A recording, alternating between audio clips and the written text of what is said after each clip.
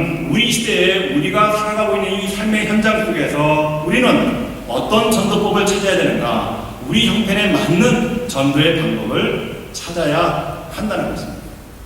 그래서 오늘 저는 우리 시대에 우리 삶의 현장, 바로 이것 우리 한사랑교회의 전도의 방법, 우리 한사랑교회들이 어떻게 전도할 것인가, 이 전도의 방법에 대해서 살펴보기를 원합니다. 오늘 본문의 말씀은 우리가 잘 아는 대로 이사야 선지자가 성전에 있을 때에 보았던 환상이었습니다. 이사야 선지자는 이스라엘 역사 가운데에서 그 백성들이 하나님 보시기에 가장 타락하고 가증스럽고 부정한 삶을 살았던 시대에 하나님의 말씀을 선포했던 선지자였습니다. 이사야는 우리에게 하나님의 특징적인 이름을 제시하고 있는데 그 이름은 바로 거룩하신 분입니다. 거룩해야 함은 하나님의 명령입니다. 거룩은 우리가 거룩해도 되고 안 되고 하는 선택의 문제가 아니라는 것입니다. 레위기 19장 2절의 말씀이 이렇게 증거합니다. 너희는 거룩하라. 이는 나 여호와 너희 하나님이 거룩함이니라. 우리가 왜 거룩해야 되는가? 그 이유는 아무것도 없습니다. 하나님이 거룩하시기 때문에 저와 여러분은 당연히 거룩해야 한다는 것이 우리에게 보여주신 하나님의 뜻이라는 겁니다. 그러므로 저와 여러분들은 당연히 거룩해야 합니다.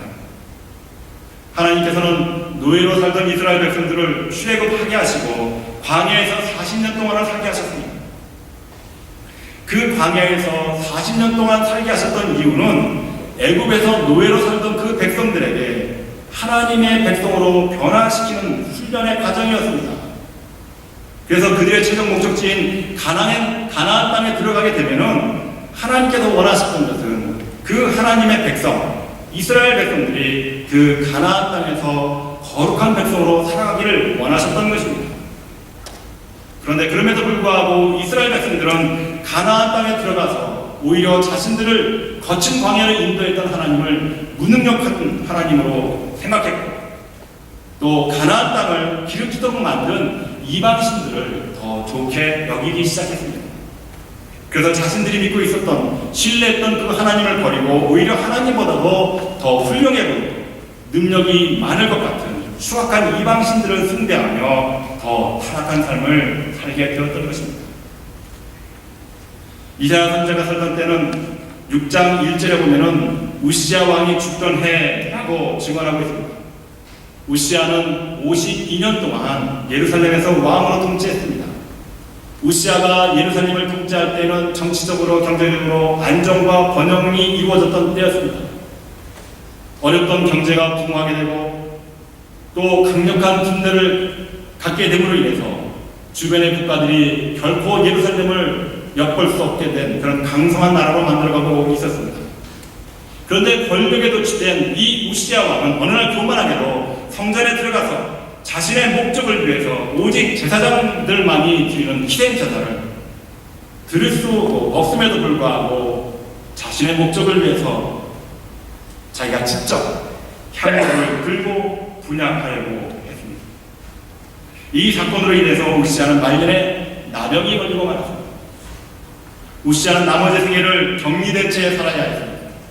그는 여전히 왕이었지만 나병 때문에 더 이상 성전과 그리고 백성들과 접촉할 수 없게 되었습니다.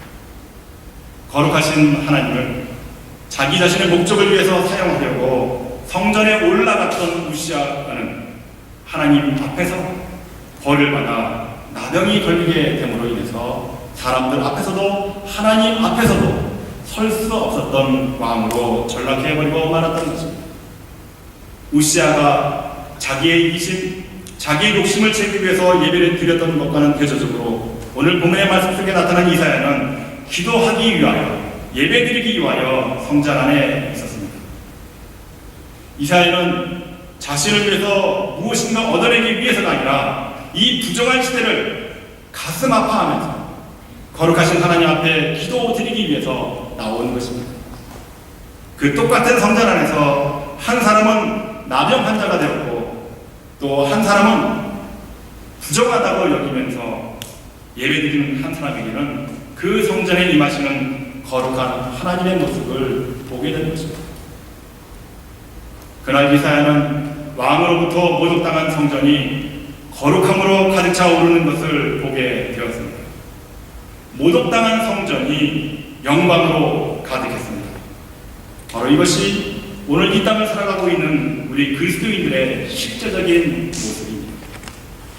많은 그리스도인들은 자신들이 쌓아온 신앙적 연륜을 자랑하며 교만의 자리에 서게 됩니다. 교회 안에서 자신들의 목소리를 높여갑니다.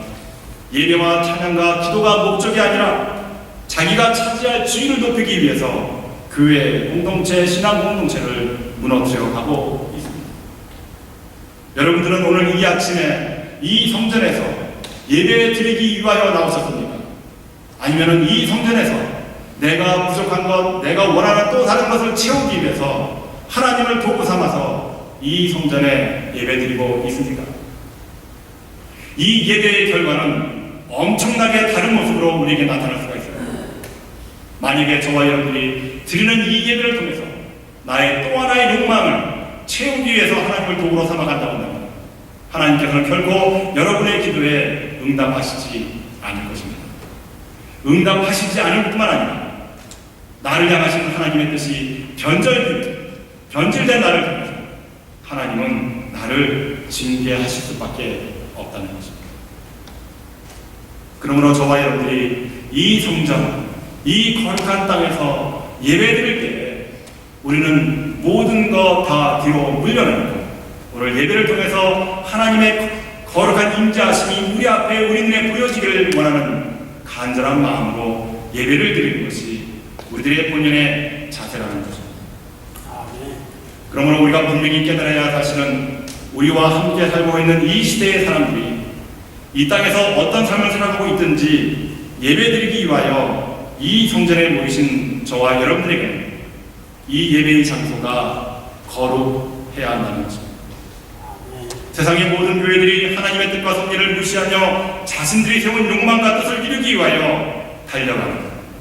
그래서 그 모든 교회들이 하나님과 멀어져가고 세상과 가까워져 가고 있다 할지라도 이 한사람 교회의 성전 안에는 거룩하신 하나님께서 우리에게 보여주시는 그분의 거룩한 모습을 볼 수 있어야 한다는 것입니다. 거룩함은 그 안에 들어가 보지 않고는 알 수 없습니다. 이해할 수도 없습니다. 거룩함은 책이나 강의를 통해서 배우는 과목이 아닙니다. 하나님을 믿는 오직 그 믿음 안에서 하나님의 거룩함이 우리의 거룩함으로 전이될 수 있습니다. 그러므로 거룩은 홀리넷은 우리가 이해하고 우리가 생각해서 또 우리가 공부한다고 해서 강의를 듣는다고 해서 그 거룩함이 우리 모습 속에서 드러날 수 없게 된다는 것입니다. 오직 믿음을 통해서 여러분들의 믿음이 이 아침에 이 성전에 나온 이 성전 안에 하나님의 영으로 가득 찬다라고 우리가 고백할 때 하나님의 영은 어느덧 이 성전에 충만케 되어서 하나님의 거룩하심이 우리 눈에 보여질 수 있게 된다는 것입니다. 사랑하는 성도 여러분, 이 아침의 예배를 통해서 이 성전에 거하시는 하나님의 거룩하심이 여러분들의 눈에 보여지시기를 바랍니다. 아직도 보여지지 않고 내 마음 가운데 다시금 인간의 욕망과 욕심이 차오르고 있다고 한다면 믿음을 회복하십시오. 이 성전에서 우리를 영접하시기를 원하시는 하나님의 큰 품을 기억하시기를 바랍니다. 그 품 안에 우리의 모든 것을 다 내려놓으시고 오직 성령께서 이 성전에 충만하고 가득하다는 사실을 여러분들의 마음 가운데 다시 한번 채우시는 여러분들이 되시기를 바랍니다. 이사야처럼 그 거룩함에 동참함으로 인해서 거룩해질 수 있습니다. 다시 말씀드리면 이 성전에 나온 여러분들의 믿음이 나는 그 거룩하신 하나님을 만나기 위해서 내 부정한 것을 다 태우기 위해서 주님, 나는 오늘도 이 성전에 나왔습니다. 고백하는 이 믿음 안에 우리는 거룩하신 하나님의 현존하심을 발견하게 될 것입니다. 그 거룩함에 동참함으로 인해서 이사야는 부정했던 자신의 입술이 다시 정결케 되고 있음을 고백하고 있습니다. 7절의 말씀을 보겠습니다. 우리 다 같이 한 목소리를 읽겠습니다. 시작. 이것이 내 입에 닿았으니 내 악이 제하여 듣고 내 죄가 하여 졌느니라. 하나님이 우리와 함께 하시기를 원하셔서 거룩한 모습으로 우리에게 나타나심은 우리를 심판하기 위함이 아니라는 것입니다. 바로 우리를 용서하시기 위함이라는 것입니다. 하나님의 거룩한 모습을 볼 때마다 우리는 우리의 부정함을 깨닫게 됩니다. 그러나 하나님께서는 우리의 부정함을 보고 계시면서도 우리를 더 이상 부정한 인간으로 보는 것이 아니라 그 부정한 것을 다 덮어주시고 용서해 주시기를 원하신다는 것입니다. 그래서 예수님께서 요한복음 3장 17절에서 이렇게 말씀하십니다. 하나님이 그 아들을 세상에 보내신 것은 세상을 심판하려 하심이 아니요 그로 말미암아 세상이 구원받게 하려 하심이라고 말합니다. 성전에 임하시는 하나님의 거룩함이 우리 밖에 있는 것이 아니라 우리 안에 임하게 될 때 하나님과 우리와의 거룩한 대화가 시작될 것입니다. 오늘 이사야가 이러한 모습을 우리에게 보여주고 있습니다. 우리 다 같이 8절의 말씀을 찾으시고 8절의 말씀을 큰 목소리로 다 같이 읽겠습니다. 시작. 내가 또 주의 목소리를 들은즉 이르시되 내가 누구를 보내며 누가 우리를 위하여 갈고 그때 내가 가로되 내가 여기 있나이다 나를 보내소서. 아멘. 하나님께서 하고자 하는 일이 있기 때문에 이 일을 위해서 세상을 위해서 세상에 보내실 사람을 찾고 계십니다. 그런데 사람을 찾으시는 하나님의 음성을 듣는 사람들이 어떤 사람입니까? 부정함을 용서받은 거룩한 사람들이라는 것입니다. 자신이 부정하지만 거룩하신 하나님의 그 거룩함으로 용서받은 사람에게는 언제나 하나님의 음성이 들리게 됩니다. 그 하나님의 음성, 그 거룩 안에는 언제나 하나님의 명령이 우리에게 전달된다는 것입니다. 내가 여기 있나이다. 나를 보내소서. 이사야는 하나님의 성전 안에서 하나님의 그 거룩함이 나타났을 때, 그리고 그 거룩함을 발견했을 때 하나님께서 이사야를 부르십니다. 누가 나를 위하여 갈고 말했을 때 이사야는 망설이지 않고 서슴없이 내가 여기 있사오니 나를 보내셔서 즉각적인 응답을 보낼 수 있게 된 것입니다. 이사야는 하나님의 부르심을 초대받고 하나님의 무엇을 명령하시든지 그것에 순종할 준비가 되어 있었습니다. 이사야가 하나님의 거룩함을 접하고 그분의 사역에 동참하는 것처럼 오늘 하나님께서는 이 거룩한 성전 안에 현존하시면서 저와 여러분들을 하나님의 사역을 위해서 부르고 계시다는 것입니다. 그분의 부르심을 우리가 어떻게 이해하며 깨달을 수 있겠습니까? 오늘 본문의 이사야의 모습을 보십시오. 이사야가 했던 것처럼 우리도 그렇게 하면 하나님의 거룩하신 모습을 발견하게 되고 그 발견된 그 모습 속에서 하나님은 말씀을 통해서 우리에게 뭔가 사명을 주신다는 것입니다. 이사야가 성전 안에서 거룩하신 하나님 앞에서 고백한 것이 무엇입니까? 바로다 내가 망하게 되었다. 나의 죄로 말미암아 나는 죽을 수밖에 없는 자신의 부정함을 고백하는 것입니다. 하나님 앞에서 죽게 된 죄인이라는 것입니다. 그러나 하나님 아버지께서는 이러한 이사야의 고백을 들으시고 내 죄가 사하여 졌느니라 자비로운 용서를 선포하십니다. 오늘 이 성전에서 저와 여러분의 하나님의 현존 앞에서 주님 저는 죄인입니다. 부정한 죄인입니다.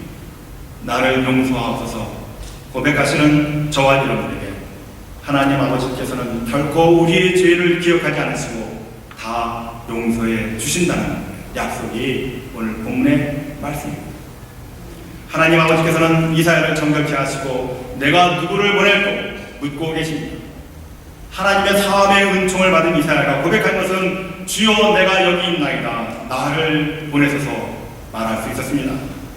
오늘 저와 여러분에게 주님께서 부르십니다. 내가 누구를 보낼고 그때 여러분이 하나님께서 주여 내가 여기 있습니다. 나를 보내옵소서 고백하시기를 바랍니다. 하나님께서는 저와 여러분과 함께 일하시기를 원하십니다. 부정한 우리를 더럽고 추한 우리를 용서해 주시고 정결케 하시는 하나님 아버지의 거룩하신 뜻이 바로 여기에 있는 것입니다. 여러분의 사역의 길로 나아가십시오. 거룩하신 분 안에서 함께 사역의 길로 나아갈 우리들은 이제 거룩한 하나님의 길을 걸어가게 될 것입니다. 거룩하신 하나님의 뜻을 부정한 우리의 기대에 맞게 세속화하거나 우리의 조건에 맞게 그리고 우리의 편의에 따라서 관리할 수 없을 것입니다. 오늘 우리를 거룩히 하시고 우리에게 하나님께서 주시는 사명이 무엇입니까? 하나님의 영광의 거룩의 장소가 비어 있습니다. 허전합니다. 썰렁합니다. 이 비어있는 썰렁한 예배당을 바라보시면서 우리가 찾아야 할 우리의 사명이 무엇입니까? 이 성전을 사람으로 채우시는 여러분들이 되시기를 바랍니다. 이 성전을 사람으로 채우기 위하여 우리들은 먼저 거룩한 사람이 되어야 한다는 것입니다. 우리의 거룩함이 결국에는 바꿀 수 없는 인간의 마음을 변화시키게 될 능력이기 때문입니다. 그러므로 전도는 여러분들이 거룩하게 될 때 비로소 꽃피우게 될 것이며 그 거룩은 매일 우리들이 성전에 모여서 기도와 예배드림으로 인하여 이루어진다는 것입니다. 우리는 거룩하신 분 하나님을 예배함으로써 우리가 어디에 있든지 예배의 자세와 예배의 기본 원리를 훈련함으로써 거룩을 맞이할 준비를 하고 거룩하게 변화될 것입니다. 내가 누구를 보내고 이 음성은 어떤 특별한 사람에게만 들려지는 것은 결코 아닐 것입니다. 지금 우리에게 들려오고 있습니다. 사람들에게만 들려오는 것은 아닙니다. 하나님께서 여러분을 보내시기 원하시는 그 길은 바로 여러분들의 가정, 여러분들의 직장, 여러분들의 사업자, 여러분들의 이웃이라는 사실을 명심하시기를 바랍니다. 우리는 내가 선자에서 비록 나약한 인간이요 죄인 중에 죄인이요 아무것도 세상에 내놓을 만한 것이 없는 비천한 사람이라 할지라도 분명한 의식이 있어야 합니다. 내가 여기에 살고 있는 것은 내 뜻이 아니라는 것입니다. 내가 여기에 살고 있고 내가 여기에서 살고 있는 동안에 많은 사람들을 만나게 하는 데에는 분명한 하나님의 뜻이 있다는 것입니다. 내가 살고 있는 내 삶의 현장 속에서 하나님의 부르심의 소명을 들으시는 여러분들이 되시기를 바랍니다. 그 소명을 들으시고 내가 여기에서 나와 함께 살고 있는 사람들에게 내가 무엇을 증거해야 할지 하나님의 분명한 뜻을 확인하시는 여러분들이 되시기를 바랍니다. 오늘 이 성전에 임재하시는 성령님의 거룩하심을 바라보시면서 세상으로 나아가는 여러분들에게 부탁드립니다. 여러분은 이제 여러분의 삶의 자리로 하나님께서 보내셨다는 사실을 기억하시기를 바랍니다. 바로 거기서 여러분들과 함께 하시는 거룩하신 하나님과 함께 이루실 삶은 바로 거룩한 삶이라는 것입니다. 여러분, 세상의 유혹에 휩쓸리지 마시기를 바랍니다. 세상 사람들이 이렇게 산다고 해서 하나님의 뜻을 포기하지 말고 세상 사람들처럼 사시지 말기를 바랍니다. 성도라고 하는 것은 세상 사람들과 우리와의 사이에는 구별된 그 무엇이 있다는 것입니다. 그 구별된 그 무엇이 무엇입니까? 그것이 바로 하나님께서 이 성전에 나와서 예배드리고 찬양하면서 우리가 드리는 이 예배를 통해서 하나님께서 보여주시는 그 아름다운 모습, 그 영화로운 모습, 그 거룩한 모습이라는 사실입니다. 우리가 이 예배당에서 그 하나님의 거룩하신 그 아름다운 모습을 발견하고 보았다면 우리는 또한 세상에 나아가서 세상 사람들에게 내가 바라보았던 그 하나님의 거룩한 그 모습을 보여줄 수 있는 능력이 있어야 되지 않겠습니까? 그것이 바로 우리가 유지해야 할 거룩한 모습인 것입니다. 사랑하는 성도 여러분, 전도 잘하기 위해서 무엇을 이루어야 합니까? 거룩한 여러분들이 되시기를 바랍니다. 거룩한 여러분들이 되시려고 노력하는 그 노력 앞에서 세상 사람들은 우리가 거룩하게 살아가는 그 삶의 노력하는 모습을 바라보면서 변화될 것입니다. 아, 저 사람이 믿는 하나님, 나도 믿어야 되겠다. 전도는 말이 필요 없습니다. 말로 하는 전도는 한계가 있습니다. 전도는 보여주는 것입니다. 여러분, 예수를 믿지 않고 세상의 유혹과 세상의 죄악 속에서 방황하는 영혼들에게 무엇을 보여주시기를 원하십니까? 내가 경험하였던 이 성전 안에서 느꼈던 그 거룩함을 가지고 세상 사람들에게 나아가시는 여러분들이 되시기를 주 이름으로 축원합니다. 아멘. 그로 말미암아 이 썰렁한 성전, 이 비어있는 성전을 거룩함으로 채우시는 복된 여러분들 되시기를 주 이름으로 축원합니다.